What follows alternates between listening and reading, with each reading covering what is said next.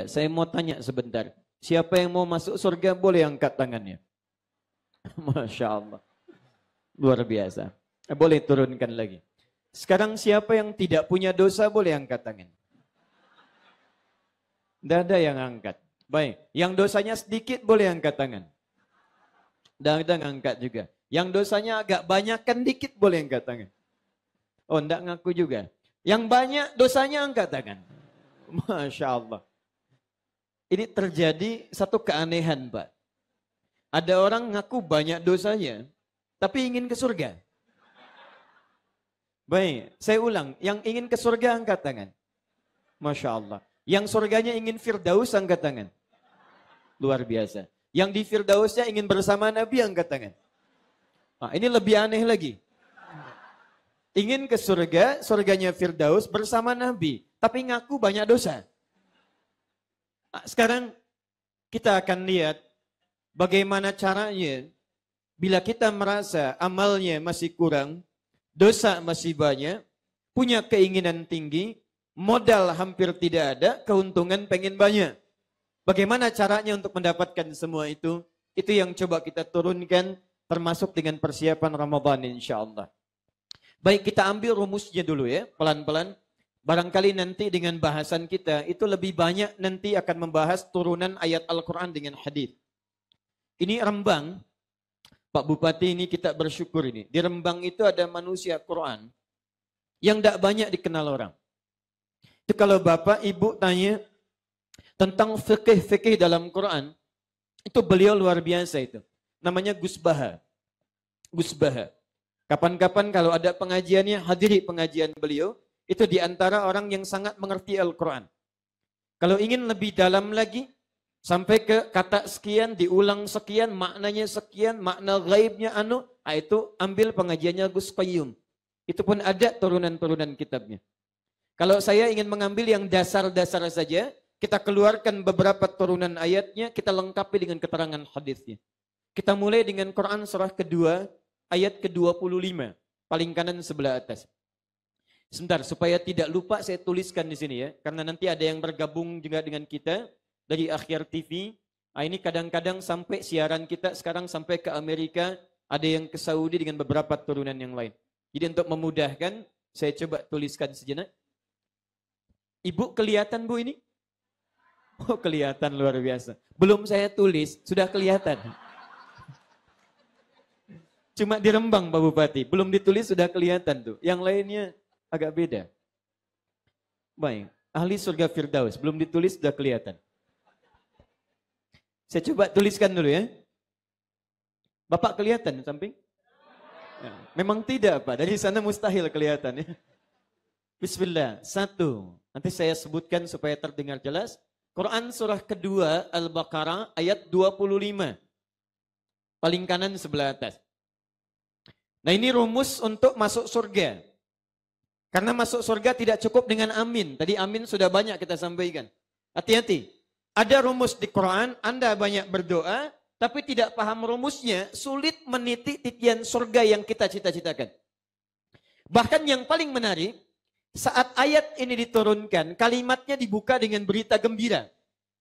Perhatikan firman Allah yang mengawali ayat ini. وَبَشِّرِ الَّذِينَ آمَنُوا وَبَشِّرِ الَّذِينَ آمَنُوا. Dan berikan kabar kepada orang-orang beriman. Bukan sekedar kabar. Karena kalimat basyir itu artinya kabar gembira. Berikan kabar gembira. Masya Allah. Jadi Bapak Ibu sekalian. Ada orang belum meninggal. Masih hidup di muka bumi. Tapi sudah diberi kabar gembira oleh Allah subhanahu wa ta'ala. وَبَشِّرِ الَّذِينَ آمَنُوا وَعَمِلُوا الصَّالِحَاتِ أَنَّ لَهُمْ جَنَّاتٍ تَجْرِي مِنْ تَحْتِهَا الْأَنْهَارِ.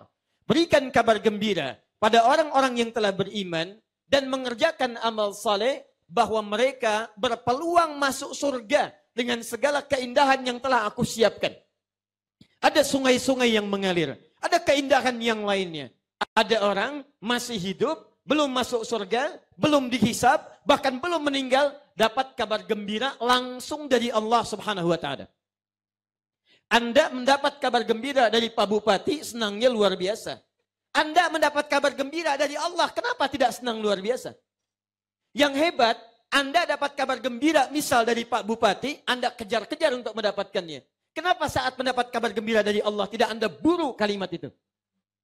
Contoh, Pak Bupati insya Allah akan memberikan hadiah bagi orang yang duluan ke masjid dekat alun-alun untuk menunaikan sholat zuhur. Zuhur jam berapa sekarang? 11.14, 11.36, 11.24. Terjadi perbedaan pendapat tentang waktu sholat zuhur. Cuma di Kota Rembang ada beda pendapat nih. Baik, 11.36. Siapa yang datang 20 menit sebelum adzan di masjid dekat alun-alun, masing-masing dapat amplop Rp250.000. Hadiah dari Pak Bupati. Untuk 50 orang saja. Contoh. Kalau disebutkan adzan zuhur 11.36, sebentar, ini hanya contoh Pak. Contoh saja ya. Tapi kalau betulan juga tidak apa-apa. Baik. Contoh, 50 orang pertama datang ke masjid, sholat zuhur 50 orang pertama. Adzan zuhur 11.36. Untuk 50 orang pertama masing-masing dapat amplop 250.000. Pertanyaan saya, Anda datang ke masjid jam berapa? Jam 11, jam 10. Saya yakin saat pengumuman ini disampaikan ada sebagian jamaah yang sudah bubar ke masjid. Kenapa? Amplop 250.000. Jadi untuk mengejar 250.000, Anda bisa datang berjam-jam sebelumnya.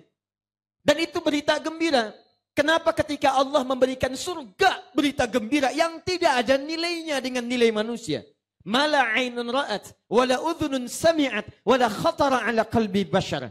Dilihat tidak pernah keindahannya, didengar tidak ada kisah yang bisa sama dengannya, dan dibayangkan pun nikmatnya tidak serupa.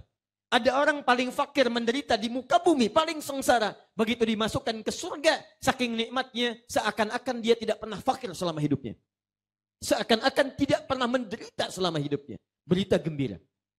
Jadi kalau ada orang yang diumumkan sebelum meninggalnya, sebelum masuk kuburnya, sebelum dihisabnya bahwa dia akan masuk surga, tidak gembira dengan berita itu, ada yang salah dengan dirinya.